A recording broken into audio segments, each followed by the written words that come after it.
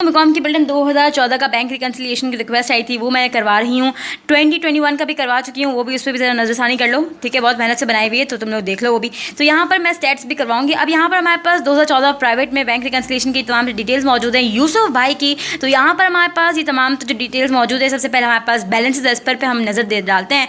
तो भाई क्रेडिट लिखा हुआ है कैश बुक को और डेबिट लिखा हुआ है पासबुक को। इससे पहली वाली वीडियो जो है वो टिप्स एंड ट्रिक्स है फॉर बैंक रिकन्सिलिएशन। तो भाई सबसे पहले यहाँ पर मैं तुम्हारे को सिंपल बता दूँ सरसरी सा कि जो क्रेडिट बैलेंस, देखो कैश बुक का जो नेचर होता है वो डेबिट होता है और पासबुक यानी बैंक स्टेटमेंट का जो नेचर होता है वो क्रेडिट होता है।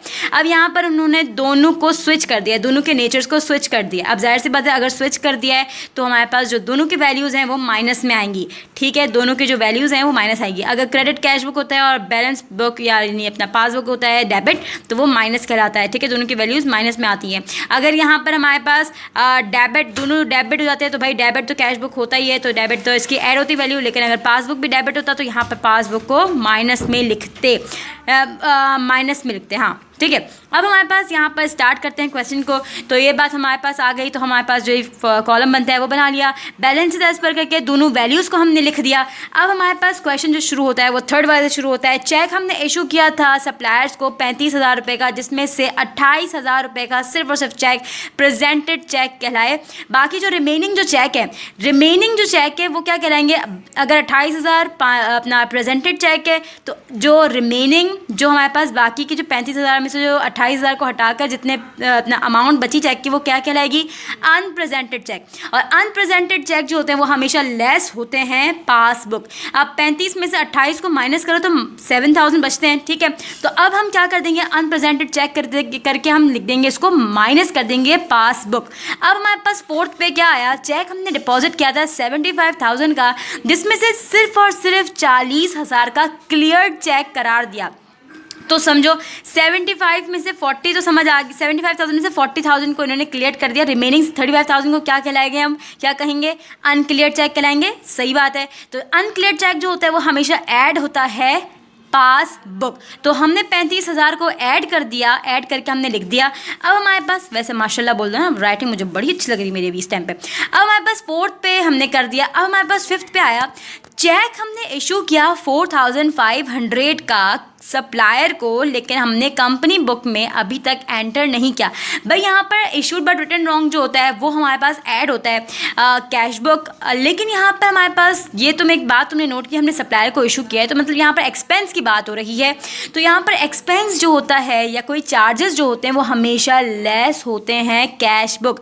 तो जो हमारे पास 4,500 की जो हमने इशू किए सप्लायर को, तो हमारे पास ये जो होगी अमाउंट लेस होगी। हम इसको डिनोट करेंगे एक्सपेंस के तौर पर, तो हम इसको लेस कर देंगे, लेस एक्सपेंस नॉट रिटर्न करके हमने लिख दिया यहाँ पर 4,500। भाई ये तमाम तो जो तुम्हारे पास पर्टिकुलर्स में जो चीज़ें होती है वो तुम अपने हिसाब से भी लिख सकते हो, इसमें कोई ऐसा नहीं है कि पत्थर पे लकीर हो गई। अब उनको जो मेन एग्जामिनर को जो ज़रूरत होती है वो तुम्हारा एड लेस में, और जो तुम्हारे पास आंसर जो दोनों होने चाहिए वो इक्वल आने चाहिए, ठीक है बच्चा। अब हमारे पास जो आता है कि चेक बुक कौन सा, अब हमारे पास 6 पे आ गए। अच्छा, bank charge interest on overdraft 500 रुपये वो रिकॉर्ड नहीं किया हुआ कंपनी में। तो अब हमारे पास 500 रुपये जो है वो बैंक चार्जेस की बात हो रही है, जो कि हमने अपना कौन से में कैश बुक में हमने रिकॉर्ड नहीं की हुई। तो कोई भी चार्जेस, कोई भी हमारे पास एक्सपेंस वो हमेशा लेस होता है कैश बुक। तो अब हमने लेस कर दिया बैंक चार्जेस 500 की। अब हमारे पास 7th पे क्या आया? बैंक ने क्रेडिट कर दिया है हमारे उसमें, हमारा अकाउंट क्रेडिट कर दिया है 1,500 रुपये का, और उसको हमने डिनोट किया है डिविडेंड कलेक्शन, मतलब डिविडेंड के ऊपर। बट डिविडेंड जो होता है वो कलेक्शन होती है, इनकम होती है, और ये हमेशा ऐड होती है कैश बुक। तो अब हमने क्या कर दिया 1,500 रुपये, और जब हमारे पास बैंक क्रेडिट करता है हमारा अकाउंट अच्छे काम के लिए तो वो हमेशा ऐड होता है, ठीक है। बैंक क्रेडिट जब हमारा अकाउंट करते हैं तो वो कैश बुक ऐड होता है। और यहाँ पर डिविडेंड की बात हुई तो भाई सोने पर सुहागा ही हो गया, मतलब कि यहाँ पर इनकम हमारे पास आ गई है कैश बुक में। यूसुफ भाई जिंदाबाद, पैसे आ गए आपके पास।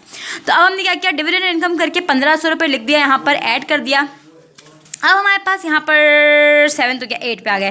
चेक हमने इशू किया है ज़्यादा का सप्लायर को, ठीक है। लेकिन कैश बुक में, बिजनेस में, यानी बिजनेस बुक बोलो, कंपनी बुक बोलो, उसमें हमने कम का लिख दिया। यहाँ पर एरर आया है कैश बुक के अंदर। तो यहाँ पर हमारे पास एक और बात तुम अब नोट करो, यहाँ पर इशू हुआ है पर रिटर्न रॉन्ग हुआ है भाई। लेकिन यहाँ पर तुमने एक बात नोट की, यहाँ पर सप्लायर को हमने दिया है, तो यानी यहाँ पर एक्सपेंस की बात हो रही है, ठीक है, पैसे खर्च करने की बात हो रही है।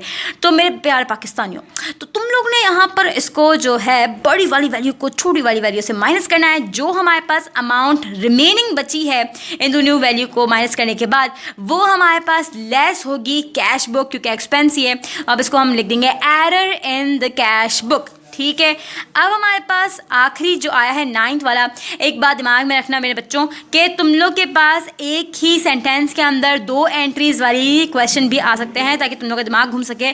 तो बैंक ने डिसओनर चेक करार दे दिया है एक चेक को, जो कि हमारे पास हमारे कस्टमर ने 5100 का डिपॉजिट कराया था बैंक में, ठीक है। वो डिसओनर चेक लगा दिया है भाई। डिसओनर चेक हमेशा लेस होता है कैश बुक, ठीक है। डिसओनर को निकालो, यहाँ पर डिसओनर का काम कंप्लीट हो गया।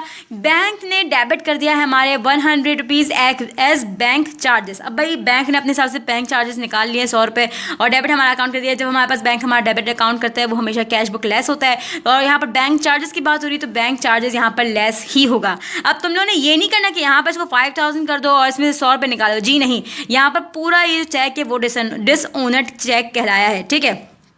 अगर यहाँ पर होता कि इसी में से 100 रुपये होते ना, तो यहाँ पर जो सेंटेंस होता ना, तो यहाँ पर लिखा था in which bank charges were 100 rupees, ठीक है। तो वो बताते कि इसमें से 100 रुपये जो हैं वो बैंक चार्जेस के हैं। लेकिन ये पूरा का पूरा जो है वो 5100 का जो हमारे पास चेक है वो डिसओनर्ड का है, और 100 रुपये अलहदा हमारे पास बैंक चार्जेस के हैं। तो यहाँ पर हमने लिख दिया इन दोनों को, बैंक चार्जेस और उसको डिसओनर्ड का। तो हमारे पास जो टोटल आंसर आया है बैंक और अपना कैश बुक और पासबुक का, वो 20,000 आ गया। अब हमने ये काम कंप्लीट कर लिया। अब हमारे को बनानी है जनरल जर्नल, जिसके अंदर हमारे पास डेबिट क्रेडिट अपना डेट पर्टिकुलर्स, डेट और डेबिट और क्रेडिट बनाते हैं। जो अमाउंट सिर्फ और सिर्फ कैश बुक की बैलेंस एज पर और टोटल को छोड़ करके जो अमाउंट ऐड आई है, वो जनरल जर्नल में डेबिट अपना क्रेडिट साइड पर आती है और बैंक आता है डेबिट साइड पर। वो तमाम तर वैल्यूज़ जो कि लेस हुई हैं वो हमेशा डेबिट साइड पर आती हैं जनरल जर्नल में, और क्रेडिट आता है बैंक। उम्मीद है कि आपको एक क्वेश्चन समझ आएगा। अगर समझ आए तो, और साथ साथ इतनी मेहनत करके प्रीवियस वाली वीडियो पे वो भी देख लो, ठीक है। अगर समझ आया लाइक शेयर कमेंट करना मस्ट है। अल्लाह हाफ़िज़, बाय।